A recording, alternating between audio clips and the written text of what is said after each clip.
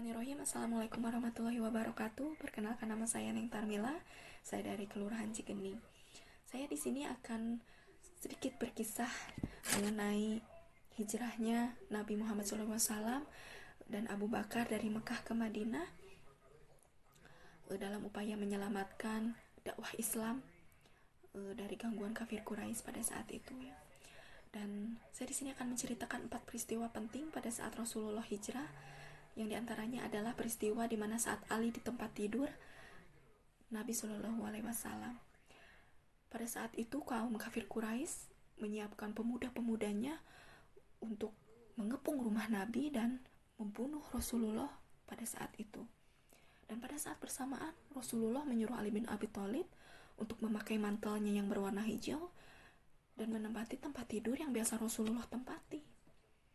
Dan Nabi SAW meminta Ali untuk tetap tinggal dulu di Mekah untuk menyelesaikan berbagai keperluan dan amanah umat sebelum melaksanakan hijrah. Dan para pemuda dari kaum kafir Quraisy mengintip di sebuah celah di mana tertuju kepada tempat tidur Nabi SAW. Mereka melihat ada sesosok tubuh di tempat tidur itu.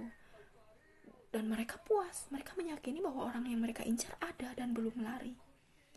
Lalu para pemuda itu sepakat untuk berkumpul di luar gerbang rumah Nabi SAW pada saat malam tiba. Dan menjelang larut malam, Rasulullah keluar rumah menuju kediaman Abu Bakar. Setelah beliau membacakan surah yang diberi nama, kalimah pembukanya, Yasin. Ketika sampai pada kalimah, dan kami adakan di hadapan mereka dinding, dan di belakang mereka dinding pula, dan kami tutup mata mereka supaya mereka tidak dapat melihat. Quran Surah Yasin nomor 36 ayat 9. Lalu Nabi Muhammad SAW dan Abu Bakar keluar melalui jendela lewat pintu belakang dan terus bertolak ke arah selatan dan ke arah Yaman menuju Gua Sur. Hal itu dilakukan tentu untuk mengelabui para pemuda kaum Quraisy tersebut, karena mereka menutup jalur menuju Madinah, dan para pemuda ini berencana akan menyergap Nabi SAW saat itu juga. Dan ketika memasuki rumah Nabi Muhammad SAW, mereka kaget, Rasulullah sudah tidak ada, dan mereka hanya melihat Ali yang sedang tidur di kasur Rasulullah.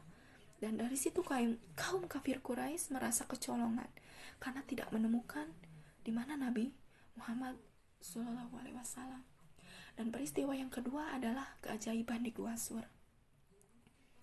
Tiada seorang pun yang mengetahui tempat persembunyian Nabi Sallallahu Alaihi Wasallam dan Abu Bakar selain Abdullah bin Abu Bakar, Aisyah, Asma, dan pembantu mereka Amir bin Fuhairah.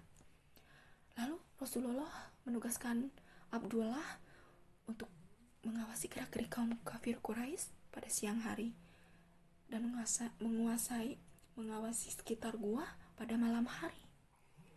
Dan Rasulullah pun menugaskan Amir bin Fuhairah untuk mencarikan kendaraan untuk Rasulullah dan Abu Bakar pada saat itu. Lalu Asma ditugaskan untuk membawa makanan ke dalam gua.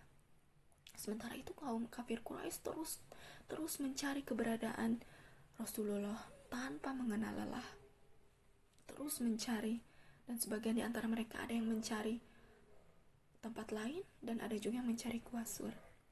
Ada juga yang mencari di Gua Sur. Lalu tidak jauh dari Gua Sur itu mereka bertemu seorang pengembala.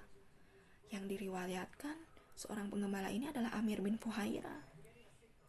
Yang lalu ditanya, mungkin saja mereka dalam gua itu, tapi saya tidak melihat ada orang yang ke sana. Lalu orang kafir Quraisy itu datang menaiki gua itu. Tapi kemudian ada yang turun lagi. Mengapa kau tidak menjenguk ke dalam gua? Tanya kawan-kawannya. Ada sarang laba-laba di tempat itu yang memang sudah ada sebelum Nabi Muhammad lahir, jawabnya. Saya melihat ada 2 ekor burung darah hutan di lubang gua itu. Jadi saya mengetahui tak ada orang di sana, seru yang lainnya. Sementara itu Abu Bakar merasa khawatir jika keberadaan mereka akan diketahui oleh pihak kaum kafir Quraisy. Lalu Rasulullah mengatakan, jangan bersama kita. Quran surat Al-Anfal surat ke-9 ayat 40. Lalu peristiwa yang selanjutnya adalah mukjizat gua.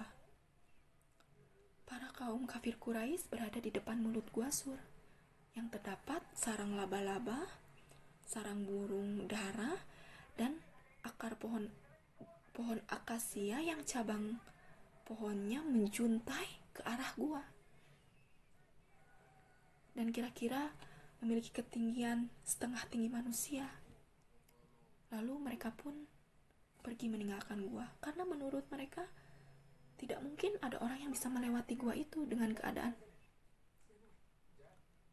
adanya laba-laba yang sedang membuat sarang, lalu adanya 2 ekor burung dara yang terlihat sedang mengerami telurnya, dan pohon akasia yang cabangnya menjuntai ke arah gua.